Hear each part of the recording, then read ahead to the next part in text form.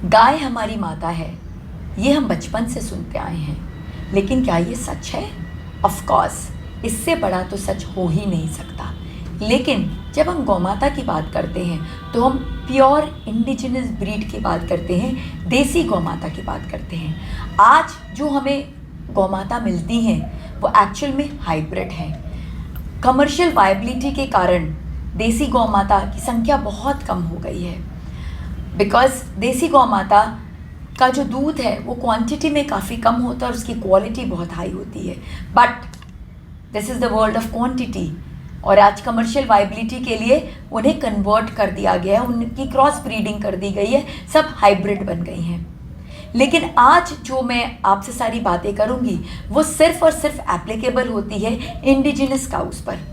हमारी जो देसी गौमाता है वो जो मिल्क देती हैं उसे A2 मिल्क कहते हैं, और A2 मिल्क से ज़्यादा पौष्टिक आहार हो ही नहीं सकता। It is called a complete meal by itself.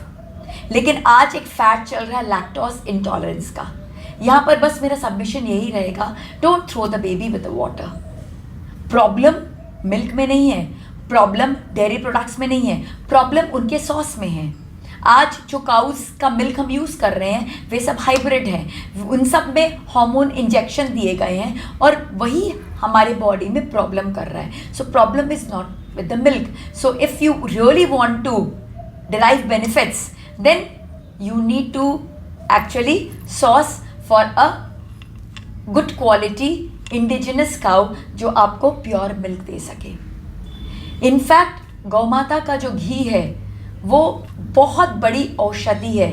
It is actually healthy fat, it is full of vitamins, it is full of antioxidants, it is amazing for our body. गौमाता का जो गौमूत्र है उससे बड़ी औषधि तो हो ही नहीं सकती, और गौमाता का जो गोबर है उससे बड़ा फर्टिलाइज़र नहीं हो सकता। आज जो हम ऑर्गेनिक फार्मिंग करना चाहते हैं वो ऑर्गेनिक फार्मिंग का बेस है गौमाता का फर्टिलाइज़र जो उनके गोबर से बनता है। इनफैक्ट पंचगव्य जो गौमाता के दूध, दही, घी, गौमूत्र और गोबर के मिश्रण से बनता है वह असाध्य से असाध्य रोगों को ठीक करने में सक्षम है। इनफैक्ट आजकल तो एक टच थेरेपी का कॉन्सेप्ट आ गया है, और ये इंडिया में तो है ही, बट इंडिया से ज़्यादा वेस्टर्न फिलॉसफी में इसे बहुत अप्लाई किया जाता है। वहाँ पे डॉक्टर्स इस तरह का वेलनेस ट्रीटमेंट देते हैं कि आप जाइए और गौमाता के सानिध्य में कुछ समय बिताइए, उनकी बॉडी को छूइए, उनकी बॉडी को स्ट्रोक कीजिए। क्योंकि जब हम गौमाता की बॉडी को सहलाते हैं तो हमारे बॉडी से हमारे अंदर ऑक्सीटोसिन हार्मोन्स रिलीज़ होते हैं जो हमारे स्ट्रेस को रिड्यूस करते हैं, जो हमारे डिप्रेशन को दूर करते हैं, जो हमारे अंदर पॉजिटिविटी को बढ़ाते हैं।